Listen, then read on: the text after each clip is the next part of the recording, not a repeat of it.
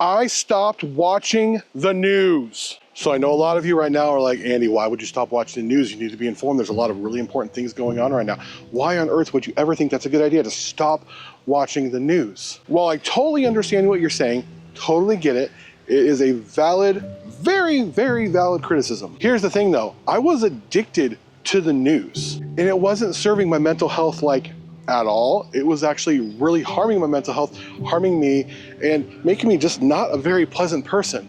Now I'm gonna say this again, I understand that it's important to stay informed. I understand that it is important to know what's going on in the world, but that wasn't me, and that's not what I was doing. I was giving into the rage bait that cable news and internet news was just feeding me all the time, and it was really damaging my mental health. Even from great news sources like NPR, the BBC, things and places and sources that I consider to be reputable and good, it would just get me so angry. Now a little background, I have been watching cable news since I was a little kid. CNN became like really popular in the early 90s, like right around when the Gulf War happened. And while my friends were watching Power Rangers, I was watching geopolitics and the History Channel and CNN every night. I loved the nightly news with Tom Brokaw on NBC every night. I didn't miss it. Like, that's just the kind of person I was. And as I got older, 2001, I graduated high school, we had MSNBC, Fox News became a thing, CNN became a thing. You had all these different news sources that were trying to vie for your attention. And then you had the internet. All these different stations had websites you could go to and check the news and find out what was going on. And I was very much addicted to it. And I was for the longest time, and I found myself, even when listening to NPR and other news sources, just getting angry because, let's be real, there are a lot of things to get very, very angry about. But I didn't like the person it was making me. I didn't like how I acted after listening to the news. Because the news is this 24/7 cycle now. Not like when I first started watching the news. There's, CNN, you could see what was going on, get an update. There was headline news, you could see what was going on. There's not only the actual reporting of the news, there's the commentary, there's the feedback, there's this loop where you're constantly being fed stuff. And then you gotta decipher through media literacy, which unfortunately is becoming a dead art. I'm glad I actually took media literacy in college when I got my communication and digital cinema degree. People don't know how to differentiate between what is real and what is not real, and what is a reputable news source and what is just a bunch of made up stuff by some dude who lives in his mom's basement and he's making up fake news stories and people get enraged and angry about it. So 2 weeks ago, I decided to stop watching the news. And that meant whenever I'm following something like on Facebook or whatever, I said, don't want to watch this. If it's a CNN article, MSNBC article, NPR, whatever it is, I stopped and got my feed so it stopped feeding me the news. I used to watch a lot of news stories on YouTube right here, and I have changed the algorithm and I keep saying not interested when those things come across my feed. I got rid of YouTube TV. I'm sorry, YouTube, I love you, but I would sit there and watch the news on YouTube TV, which wasn't at all helpful at all. It was bad. I took the news apps off my phone. And see, I'm a person who has like a subscription to our local newspaper here in the Rogue Valley Times, a subscription to our statewide newspaper, the Oregonian, a subscription to the New York Times, a subscription to the Wall Street Journal, a subscription to the LA Times. I have a subscription to all of it, and I can't just quit them right now as far as like get rid of the subscriptions because I paid yearly because it was cheaper that way. But yeah, I had a bit of a problem. And I didn't like the person I was becoming because of it. One thing I did so much as a middle schooler in high school was I read the morning paper. I read the LA Times when I lived in Southern California.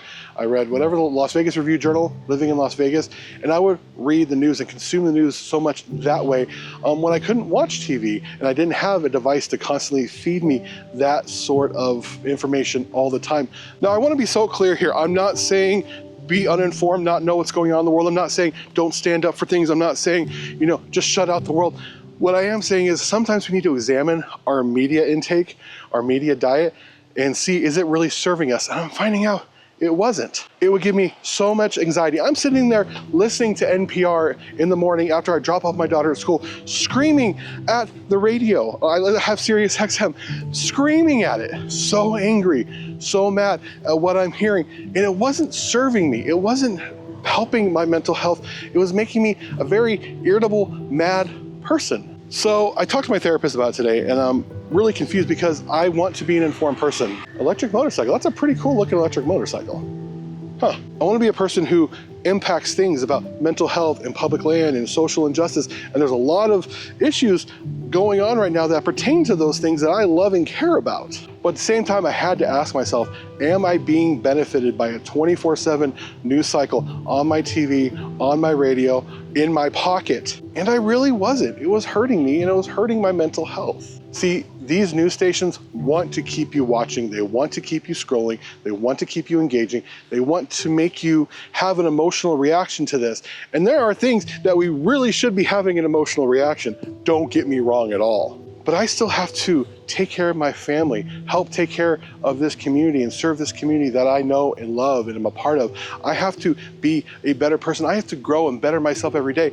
And if I just get stressed out and angry and then want to stress eat a whole quart of ice cream after I find out the next thing that our administration did to public lands, I don't think I can handle it. So I talked with my therapist today about a few solutions to this. One is I used to get an actual physical subscription to the New York Times, and I used to read it in the morning. I stopped doing that because it was cheaper not to get it, and I would just have it on my iPad or my phone. The problem is, when you have it on your iPad or your phone, you don't read the paper and you're done, you just keep scrolling. And I love the New York Times because not only does it have like the political news and the world news and the socioeconomic news, it also has like theater, film, art, cooking, things I love and care about as well. So I talked about getting like an actual physical subscription to the newspaper again that I get in the morning and I read it. And that way I'm informed of what's going on, but I'm not being fed rage bait and having like this one side, other side arguing with each other and being like, no.